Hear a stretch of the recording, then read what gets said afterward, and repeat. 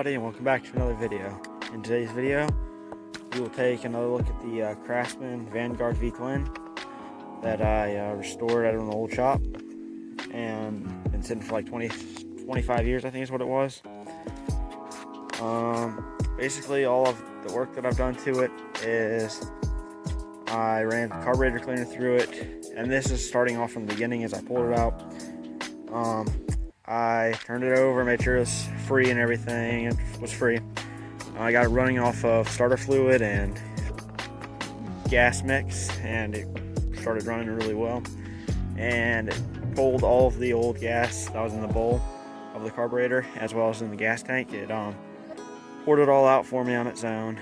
So that was really lucky on my part, is that I was expecting the gas to have been crystallized.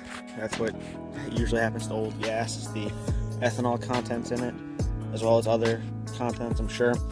They crystallize and it gums up the carburetor, and it's really hard to clean. Or it can be hard to clean, I should say, because it can gouge the metal and stuff. I was lucky enough that the carburetor was in pretty good shape. The only real problem with it was that it would not run without choke. And so what I did, I ran some carburetor cleaner through it since it was already pulling from the gas tank. It just needed the choke. So I put some carburetor cleaner in it, and that helped it out really good. I think I used Gum Out branded. I put some of that in the gas tank, ran that through there, and then I used some Gunk branded carburetor cleaner, put a little bit of that in there, and now it runs great without the choke. It's kind of wet because I just got done rinsing it off. It had some dirt on it. Still need to scrub it pretty good and maybe even repaint it one day, because as you can see, it's got quite a bit of nicks and stuff on the paint. But overall, not bad at all. The seat's in really good shape. It's only got one crack on it, so two cracks on it, but that's really good for a seat this old from a lawnmower. But yeah, it's in really good shape. As you can see, I got a little trailer on here getting ready to do a little yard work, so I figured before I get this thing dirty again, I'd do a quick little video on it. So as you can see, brand new battery. That was another one of the things I did on it, is I got a new battery, changed the oil, put a brand new fuel filter on it. As you can see that, put a brand new fuel filter on it. Working on getting a new air filter. I've not had good luck with getting one of those. I'm sure they're very common. I accidentally bought the wrong kind, so I've got to figure out the right size and just order one of those. The other thing I did to it was I stupidly wired up the battery backwards, wasn't paying attention, and the way they had the caps on the battery, I just got confused and wired it up wrong, and so it blew a fuse. So I put a brand new 30-amp fuse in there. And if you're wondering how I got all the parts correctly, I highly recommend doing this if you're ever restoring anything, is look up the owner's manual for one of these. Look up whatever model your lawnmower is. So mine's a Craftsman Vanguard V-Twin, 14 horsepower, and it's got a model number on it. I'm not going to show it. I don't think it can be traced, but I don't want to take a chance on that. But you got a model number. It's usually underneath the seat or on this, and then for your engine, if you're buying engine parts, it's got a model number and serial number on the side. And whatever website you're buying from, you should be able to put that in. Like I said, mine's underneath the seat for the model of lawnmower that it is, and then for the actual engine, it's got a model number and serial number on the side of the engine. So if you're ever trying to find parts for it, that's what I did, and it's really easy. So I highly recommend doing that. It made buying parts like tremendously easy. I cannot say that enough. The parts were tremendously easy to find. So after I got it running and stuff, my dad got some good tires for it. He put some inner tubes in it, and now it drives really good. Tires weren't in too bad a shape. They're very cracked, so they wouldn't hold air really well. So after I got some new tires for it, or not new tires, but new inner tubes for it, they're holding air really well, and so far they're doing really good. The next thing I did was I made sure all the bearings were free on the pulley. Made sure all those were free on it. Obviously they're free now because I've been using it for cutting grass. I've cut a few lawns with it. But you make sure that your pulleys are free. I think the bearing in this one's going bad. I think it was a little bit rusty. But I think that one's getting ready to go bad, so I need to buy a new one of those. Or maybe even just fix the bearing in it, just put a new bearing in it. But I just made sure the pulleys were free on the deck. I bought a brand new belt for it, as well as for a drive belt. I think you can really see the drive belt up there. You see all those idler pulleys up there.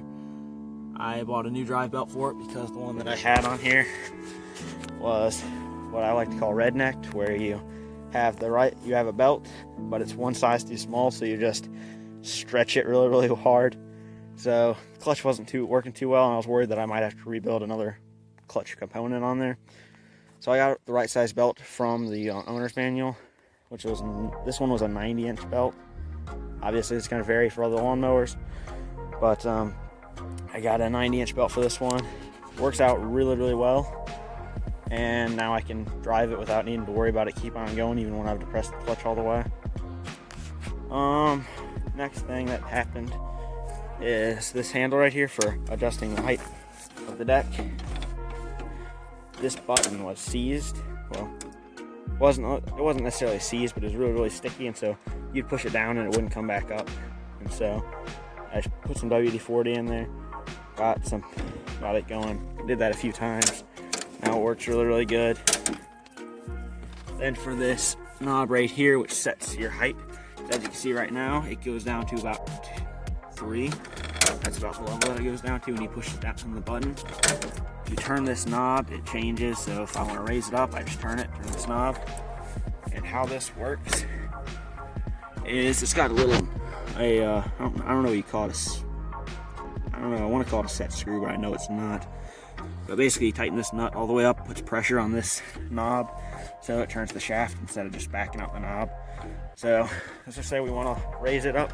You just turn the knob in the direction that it says to do. And you push the button down. And as you can see, now we're cutting on about 4. And then turn it the other way. And now you're cutting on about 3. A little bit more than 3. And then I turn the ignition key on one. You have accessories like the lights. The only accessory you're going to have on a lawnmower. Didn't change the light bulbs. I'll do that eventually. I put new spark plugs in it. And something really odd about this engine is that the boots for the spark plugs, I don't know, you can't really see it really well, but basically the boot for the plugs, right, as you can see, the boot for them was, I guess it was melted onto the head or something, but that or dry rotted, and so when I pulled it off, it ripped the whole thing off. So put new plugs in it. Now I have to order new boots for it, which really stinks, but it is what it is. The transmission was free. It goes from 1 to 6 really easily, as well as reverse. Very smooth, as you should expect. And if your transmission is not, sorry about that little intrusion, I ran out of space on my camera. But anyways, like I was saying, how if your transmission isn't very free, or your transaxle I should say, if it's not free, you should definitely look into either the pulley size or not the pulley size, but rather make sure the pulley is free, because it could be stuck in a spot where it doesn't want to go into gear. So make sure you move it around, stuff like that. And of course, if it doesn't want to move at all, even after the pulley's freed and your wheels still spin, definitely look into rebuilding your transaxle, or at least having it looked at by a shop. Another thing I did is, when I was taking off the pins for these tires, you got caps on here, as you can see. Those caps for the hub, I was taking one of the pins off and it shot across our shop, and everybody knows that when you take a pin off and it shoots across your shop, you're never going to find it again. So I had to get a new one of those, and basically took all the hubs. Most of them were dry, they didn't have any grease on them. So I just put some grease in there in the caps and then put it on there. You don't need much, just like a pump or something like that. Depends on how big your pump is, obviously, but not much, just a little bit. And during this whole process, I had to take the hood off. If you're new to these mowers and stuff, I'm not sure for all of them, but I think for the most part they can be pretty uniform.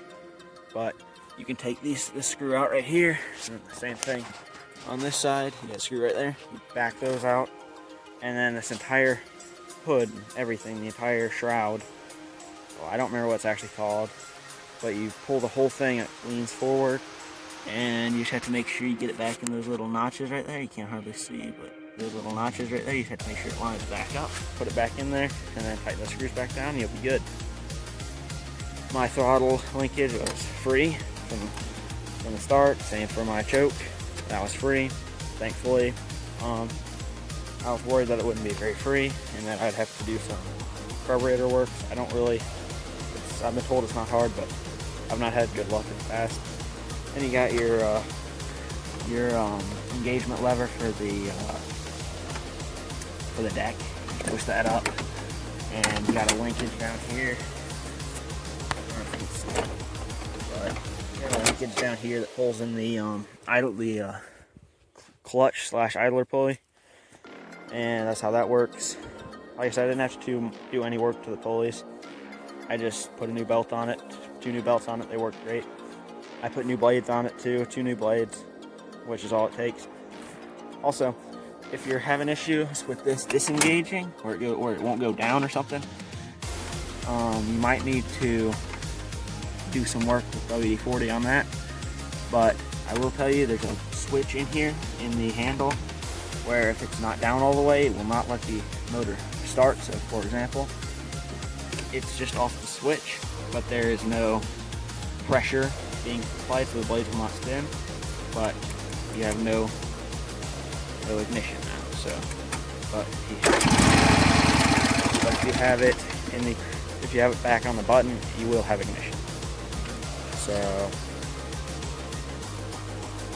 you try to make sure you're aware of that. And yeah, like I said, put a new battery in it. Need to clean the terminals. I forgot to do that. But yeah, for the most part, it's cleaning up really, really good. Not much more work I need to do to it. So if y'all have any suggestions, I probably won't pulley swap this one or do anything crazy to this one at all. I'll probably keep it pretty stock, because I do plan on using this one to cut grass, because I don't have a riding lawnmower. It's the only one I got. So I've already been cutting some grass on it with it. But yeah, I'm probably going to get some new lights for it maybe. But yeah, for the most part, it's cleaned up really, really good. And I guess y'all probably want to hear it run, right? So let's get it started up. Oh yeah. So, like I said, this whole mower was sitting for like 20 years, 25 years, something like that. And like I said, just did a little bit of work to it, and now I've started enough time. There you go.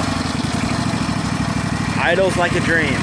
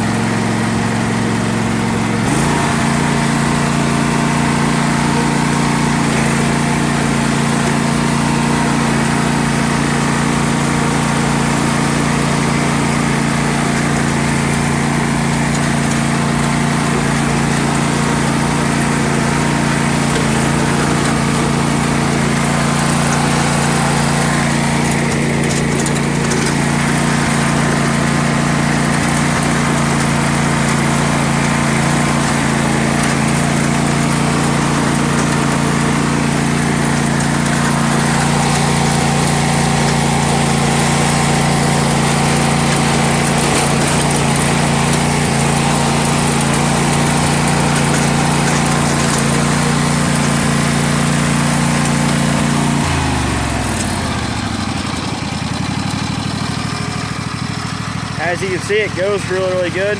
Runs great, goes pretty fast.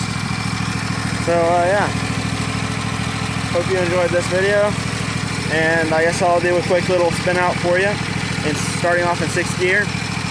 But yeah, I really hope you all have enjoyed this series. Well, this not series, but rather just this little revival. Not much, but it's always good to get something running again. Always. So, yeah.